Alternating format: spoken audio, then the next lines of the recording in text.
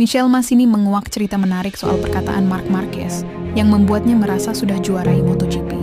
The Baby Alien gabung tim asal Italia tersebut pada musim 2024 kemarin. Perkataan yang dia maksud adalah soal kenyamanan Marquez selama di Gresini. Mendengarkan hal semacam itu keluar dari mulut orang seperti Marc membuat saya bahagia melebihi jadi juara dunia. Massini sendiri sangat puas dengan kerjasama singkat mereka. Terlebih lagi, dia merasa sudah memberikan yang terbaik untuk Marquez. Pada akhirnya, target pribadi yang dia pasang sudah tercapai. Hal itu dia sampaikan secara gamblang, bahwa dia ingin menikmati balapan kembali.